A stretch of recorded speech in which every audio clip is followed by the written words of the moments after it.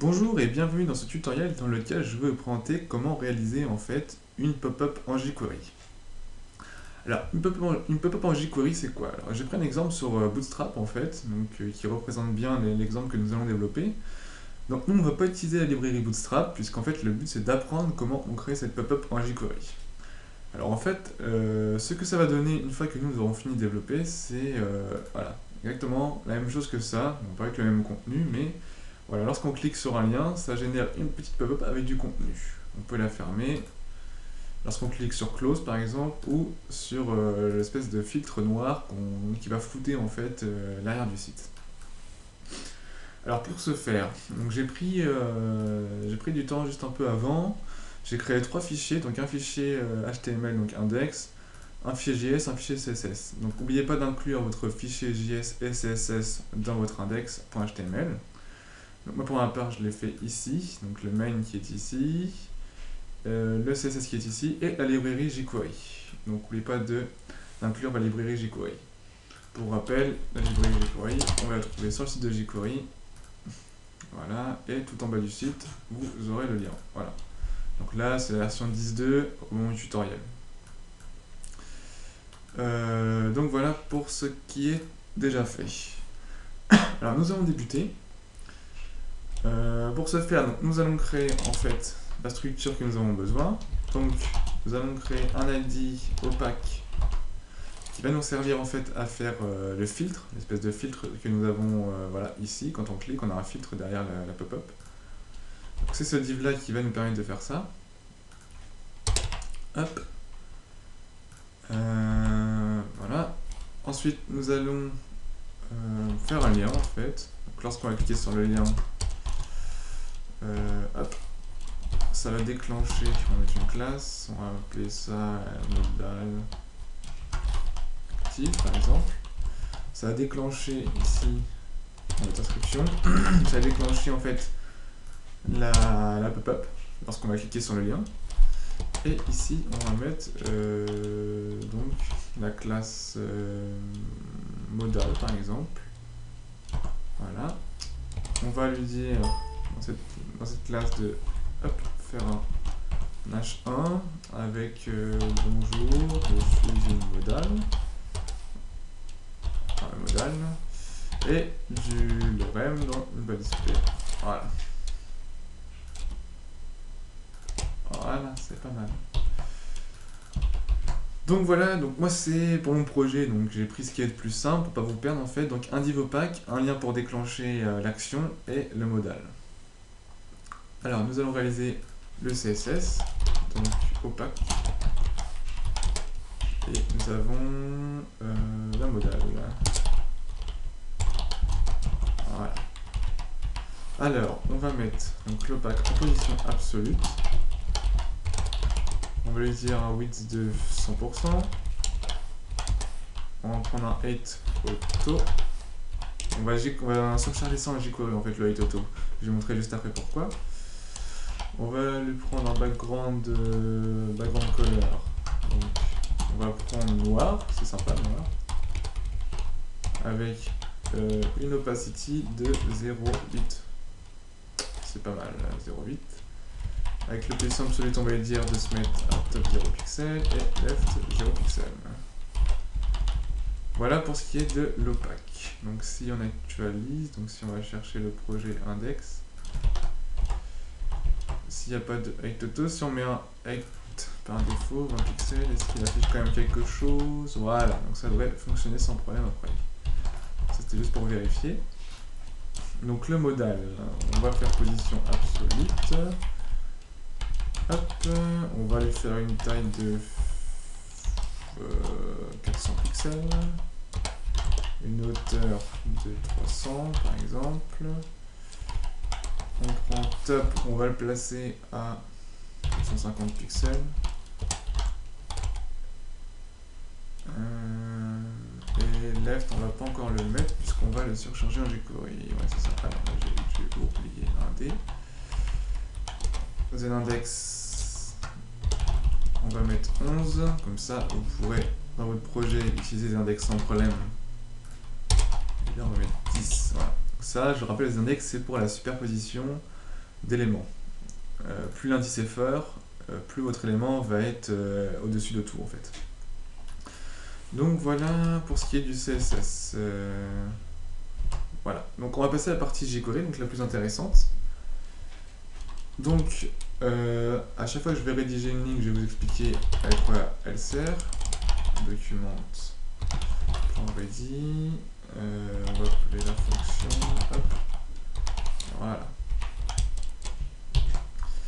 Donc là, cette fonction elle sert juste à attendre, en fait, une fois que jQuery est chargé, il va interpréter le contenu donc, de notre fonction. Si on n'est pas ça, en fait, jQuery ne peut pas, enfin, peut ne pas être chargé, donc du coup notre JavaScript ne va pas être interprété. Donc ça peut être embêtant. Donc on va en fait là, sélectionner la div opaque et modifier en fait, donc surcharger une valeur en CSS. Donc je vous ai parlé tout à l'heure de la hauteur de la pop-up. Donc tout simplement parce que nous n'avons pas tous le même écran, on n'a pas tous la même résolution. Donc la hauteur peut varier selon le visiteur. Alors en fait là on va juste sélectionner en fait la hauteur de l'écran, la hauteur du navigateur, et dire à jQuery qui se base sur cette hauteur là pour en fait tout simplement attribuer une hauteur à notre fond. Donc c'est celui-ci, voilà. Donc là il attribue en fait toute la hauteur de mon écran. Si vous voyez, si je réduis le navigateur, j'aurais beau réduire sans problème, et ben il va quand même m'adapter la hauteur. Là par exemple j'ai agrandi, si je rafraîchis, hop, il m'adapte automatiquement la hauteur. Donc voilà pourquoi j'ai surchargé en jQuery la hauteur. Donc maintenant, une fois qu'on a fait ça, on va mettre ici display none, ça peut être pas mal, comme ça s'affiche pas directement. Voilà. Idem pour la modale. Voilà. Donc pour la modale, un peu le même principe que pour opaque, sauf que là ça va être pour la centrer en fait. Donc left, on va lui dire en fait, c'est encore une fois pareil, on n'a pas tous la même résolution. Donc on va lui dire de sélectionner la longueur en fait de la page. Alors document.width. On y a mis combien celui-ci? On y a mis 400 pixels à la modale. Donc il faut retirer 400 pixels à la modale. Donc on va mettre des petites parenthèses. Donc là c'est un peu de mathématiques, c'est pas mal. Et on divise par 2. Voilà. Donc pourquoi on a fait ça? Tout simplement pour récupérer donc la longueur totale du document. On la divise par 2 pour avoir le milieu de la page. Et en fait le moins 400, on retire la longueur en fait du div. Pour en fait avoir le bon juste milieu et pas le milieu plus 400. Ce qui fait qu'en fait on va bien être centré. Donc si on n'avait pas fait le moins 400, et ben on aurait 400 pixels de plus à partir du milieu. Donc c'est pas terrible quoi. Donc, hop, voilà. Donc là, il n'y a pas de moyen de vérifier puisque j'ai tout mis en display none. Maintenant, on va lui dire que lorsqu'on clique sur A. Je sais plus comment on a appelé, voilà, modale active, A. Modale active, donc il interprète en fait au clic, déclenche une fonction. Voilà, hop, fonction. Alors qu'est-ce qu'on va lui dire de déclencher comme fonction? Alors tout simplement, on va lui dire de faire un sur le div opaque, sur l'ID opaque, voilà, qu'il fasse un fade in qui va permettre en fait, pour le mettre low, d'afficher le div et de le retirer du display none en fait, retirer le display none, et on va faire exactement la même chose pour le div en fait modal. Donc là j'ai fait une erreur, c'est point modal. Hop, voilà, point modal aussi. Donc voilà, donc logiquement, si on arrive ici et qu'on clique, voilà, c'est exactement ce que je voulais. Donc là, vous voyez, si je clique ici, ça active en fait, donc ça affiche le modal et notre texte. Donc c'est bien ce qu'on dit, donc quand on clique sur A.module active, donc sur le lien avec la classe module active, ça déclenche la fonction. La fonction, elle, va changer en fait le display none en display block, je pense. Voilà, display block. Et ce qui va permettre en fait d'afficher donc le contenu de la modale ainsi que donc afficher l'espèce de filtre qu'on a nommé opaque. Donc voilà pour la petite explication. Juste une petite amélioration au niveau d'ici.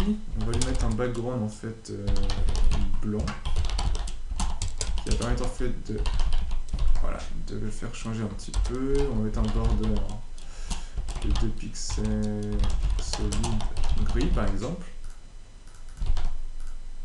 Voilà, c'est un peu mieux. On peut même augmenter, donc on va fermer ça parce que sinon ça va faire, voilà, ça va bugger. Voilà. On peut essayer de centrer un peu le texte, ça peut être pas mal si on le centre. Text in center, hop. Et on va lui faire, si on lui fait ça, qu'est-ce que ça donne? Je peux le fermer ça, hop. Voilà, c'est pas mal ça. Un petit padding ça va être un peu plus propre. Padding de 10 pixels ou 20. Donc si on fait un padding de 20 pixels, il ne faut pas oublier que ça fait 20, ça fait 40 de chaque côté. Donc là on modifie 440, puisqu'en fait vous allez, avec le padding, vous augmentez la taille de chaque côté de 20 pixels. Donc il ne faut pas oublier de modifier ici en fonction de votre padding. Voilà. La hauteur c'est peut-être un peu trop grand. Donc ça c'est toujours à votre convenance, hein. Je fais en sorte que ça soit un peu plus joli. Voilà. Bon maintenant qu'est-ce qu'on veut? On veut que quand on clique sur le filtre flouté en fait, là, qui recouvre notre site, la modale disparaisse, puisque là en fait, une fois qu'on a cliqué, on est bloqué, on ne peut plus rien faire. Alors tout simplement, encore une fois, on va déclencher un élément lorsqu'on va cliquer sur opaque. Donc comme d'habitude, on déclenche une fonction. Cette fonction là va en fait donc cacher l'ID opaque. Si on peut faire un fade out, ce sera plus joli. On peut faire un low, pourquoi pas. Et on va faire exactement la même chose pour modal. Voilà. Donc on peut essayer, hop, ça affiche, hop, ça s'en va, voilà. Donc c'est pas mal. Si par exemple vous voulez faire une petite croix, ou quand on clique une petite croix sur, quand on clique sur la petite croix en fait dans la modale, ça fait exactement pareil que lorsqu'on clique sur opaque. On peut faire en sorte de le faire, donc ça va être vite fait. Alors hop, on va faire un div ID, easy par exemple. Voilà. Hop, on va lui dire dans la modale que hop, on va le placer en position en float left, padding 10 pixels. Qu'est-ce que ça donne? Ouais, c'est pas mal. Peut-être pas une de padding puisqu'il y en a déjà, et on va peut-être le mettre en droite, par convention c'est mieux. Voilà, c'est pas mal.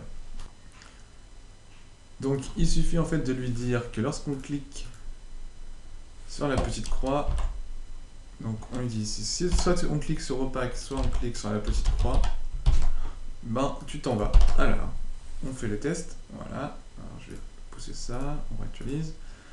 Alors quand on clique sur le petit fond flouté, donc le filtre, ça s'en va, et lorsqu'on clique sur la petite croix, hop, ça s'en va aussi.